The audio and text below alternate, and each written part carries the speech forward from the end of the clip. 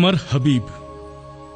4 दशकांपूर्वी जयप्रकाश नारायण यांच्या हाकेला ओ देऊन जात, धर्म, प्रांत यांच्या मर्यादा नाकारून अवघड तारुण्य संघर्ष वाहिनीमध्ये झोकून देणाऱ्या नेतृत्वाचं नाव म्हणजे अमर हबीब. महाराष्ट्राच्या बीड जिल्ह्यातील अंबेजोगाई येथे एका सामान्य मुस्लिम कुटुंबात जन्मलेल्या या माणसाच्या आयुष्याचा प्रवास थक्क करणारा आहे.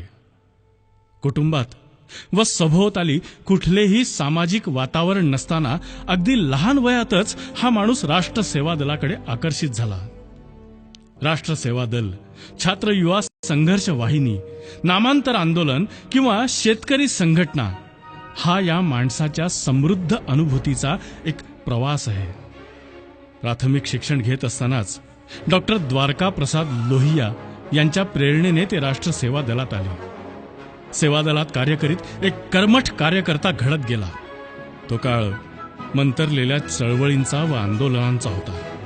जयप्रकाश नारायण यांच्या प्रेरणेने त्यावेळी संपूर्ण देशातील तरुणाई भ्रष्टाचाराविरुद्ध रस्त्यावर उतरली होती. गुजरात, बिहारमध्ये झंझावती आंदोलने सुरू होती. याच वेळी मराठवाड्यातील विद्यार्थी आंदोलनात अमर हबीब आघाडीवर होते. या आंदोलनाच्या धामधुमीत अमर हबीब यांना समाजातील शेवटचा माणूस कसा जगतो हे जाणून घेण्याची उत्सुकता खुणावत होती. दुर्गम आदिवासी भागात जाऊन त्यांनी आदिवासींचं आयुष्य, त्यांच्या समस्या, त्यांच्या वेदना हे जाणून घेतल्या. आणि याच दरम्यान देशात आणीबाणी जाहीर झाली. विद्यार्थ्यांच्या आंदोलनातील त्यांच्या सहभागामुळे त्यांना अटक झाली. तब्बल 19 महिने ते तुरुंगात होते. तुरुंगातून सुटल्यावर घरी न जाता थेट जयप्रकाश नारायण यांना भेटायला गेले. जयप्रकाश नारायण यांनी छात्र युवा संघर्ष वाहिनीचे राज्य संयोजक म्हणून त्यांच्यावर जबाबदारी सोपवली आणि काही महिन्यातच छात्र वाहिनीचे ते राष्ट्रीय संयोजक झाले. बिहारमधील बौद्ध गया येथे झालेल्या शेतमजुरांच्या आंदोलनात त्यांचा महत्वाचा सहभाग होता. त्यानंतरही मराठवाडा विद्यापीठ नामांतर आंदोलनात त्यांनी अतिशय सक्रिय भूमिका बजावली. पोलिसांच्या प्रचंड लाठी हल्ल्याला त्यांना सामोरे जावे लागले. हा संघर्ष सुरू असताना आशा वाघमारे ही ख्रिश्चन मुलगी त्यांच्या आयुष्यात आली. दोघांचे सूर जुळले आणि या दोघांनीही जीवनसाथी होण्याचा निर्णय घेतला. आमचा प्रेमविवाह झाला. पण प्रेमविवाह करताना आम्ही दोघांनी ठरवलं होतं की मी पूर्ण जबाबदारी सांभाळायची, संसाराची, मुलांची, आर्थिक, आणि त्याच्यासाठी मी नोकरी करायची. तर मी नोकरी करायला सुरुवातच केलेली होती आणि अमरने पूर्ण वेळ कार्यकर्ता म्हणून समाजासाठी द्यायचं आणि त्याप्रमाणे त्यांनी पूर्ण वेळ कार्यकर्ता म्हणून समाजासाठी दिलेला आहे. आणि मी माझं संपूर्ण घर, संसार, लेकरं, त्यांचे शिक्षण हे काही सांभाळलेलं आहे. त्याच्यामुळं मला असं वाटत नाही की अमरचं काही त्याच्यामध्ये म्हणजे त्यांनी एकदा हे केलं आणि घराकडे पाठ फिरवली असं झालं नाही. तो जरी पूर्ण वेळ कार्यकर्ता होता तरी अडीअडचणीच्या वेळेला आणि जेवढं त्याला शक्य होईल तेवढं त्याने घरासाठी योगदान दिलेलं आहे. आशा बहिणींचं त्यांच्या आयुष्यातील योगदान फार मोठं आहे. संसार करताना या दोघांनीही कधीही एकमेकांवर स्वतःचा धर्म लादला नाही. अमर हबीब यांच्या घरी गेल्यानंतर या घराचा धर्म कुठला हेच कळायला मार्ग नाही. मात्र बाहेर पडताना याचे उत्तर मिळालेले असेल आणि ते म्हणजे मानवता. मानवता या एकमेव धर्माचं पालन हबीब कुटुंब आजपर्यंत करत आलंय. आशाला ज्यावेळेस ते घेऊन अंबाजोगाईस आले त्यावेळेस घरच्या वडील मंडळींनी आग्रह धरला की लग्न झालेलं आहे, ठीक आहे, आता तर आशाला तू कन्वर्ट कर, म्हणजे मुस्लिम करून घे म्हणून. त्यावेळेस अमर हबीबने अतिशय प्रखर भूमिका घेतली की मी कुणावर असं धर्मांतराचं प्रेशर आणणार नाही म्हणून. तिच्या इच्छेप्रमाणे तिला जर वाटलं ख्रिश्चनच राहायचंय मला तर ती ख्रिश्चनच राहील. तिला जर वाटलं की आपण मुस्लिम व्हायला काय हरकत नाही, माझी काय हरकत नाही, किंवा तिला जर वाटलं की मला हे दोन्ही धर्म नको आहेत, तिथेही माझी काही ना नाही त्यांना. परंतु मी स्वतःहून कुणावरही प्रेशर आणणार नाही. परंतु घरून सतत प्रेशर वाढत होतं की तिला म्हणजे अमरच्या मिसेसला कन्वर्ट करा, म्हणजे मुस्लिम करा तिला, त्याच्याशिवाय आपले पुढचे व्यवहार होऊ शकणार नाहीत म्हणून. तर उद्भवणाऱ्या प्रसंगाला त्यांनी प्रखर तोंड देण्याचं ठरवलं आणि घरच्या कुठल्याही वडीलधारी मंडळीचं त्यांनी ऐकलं नाही आणि तो निर्णय त्यांनी शेवटपर्यंत कायम ठेवला. आजही आशा वाघमारे या ख्रिश्चनच आहेत आणि अमर हबीब हे जन्मानं मुस्लिम आहेत. नंतरच्या याच्यामध्ये त्यांना जात धर्म वगैरे हे काही मान्यच नाही.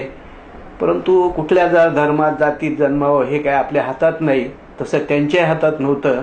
म्हणून ते जन्मानं जरी मुस्लिम असले तरी परंतु नंतर जात धर्म या बेड्यामध्ये ते अडकून पडलेले नाहीत.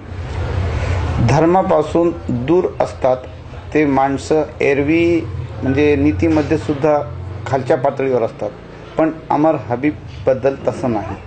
ते जरी धर्म मानत नसले तरी नीतिमत्तेमध्ये त्यांचा फार उच्च स्तर आहे. म्हणून त्यांचा मुस्लिम समाजामध्ये खास चांगलाच स्थान आहे.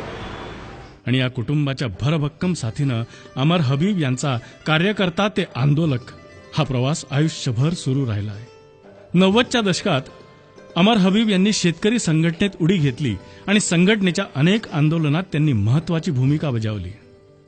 संघटनेच्या प्रसारासाठी ते महाराष्ट्रभर फिरले.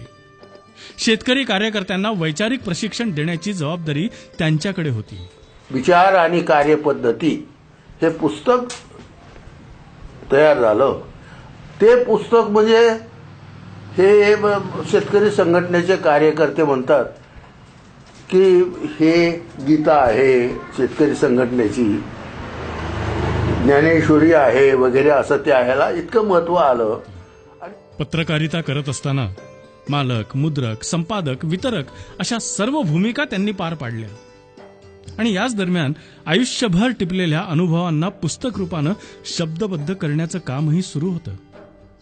त्यातूनच नाते, कलमा, आकलन आणि दुष्काळ देशा ही ताकदीची पुस्तकं जन्माला आली. स्वतः लिहिताना इतरांना लिहिते करण्याचे त्यांचे कामही सुरू आहे.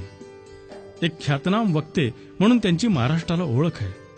संपूर्ण महाराष्ट्रात त्यांचा फार मोठा मित्रपरिवार आहे.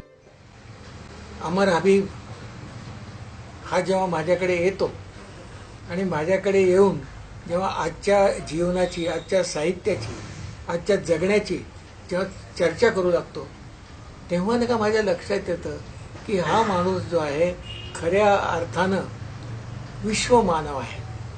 याच्यामध्ये कुठल्याही गोष्टीचा आग्रह, दुराग्रह, भेदाभेद याच्यामध्ये नाही आहे.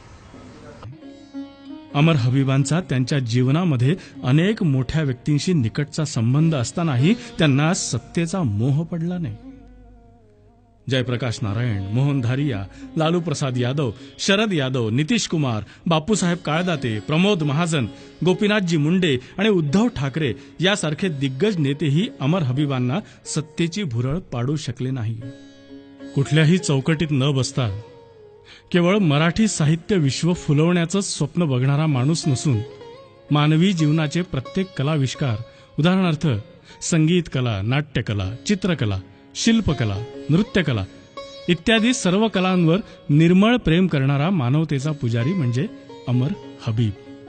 मित्रांनो, आजच्या या संधिसाधू राजकारण व समाजकारणाच्या काळातही अमर हबीब सारखा निस्वार्थी कार्यकर्ता अव्याहतपणे आपलं कार्य सुरूच ठेवतो.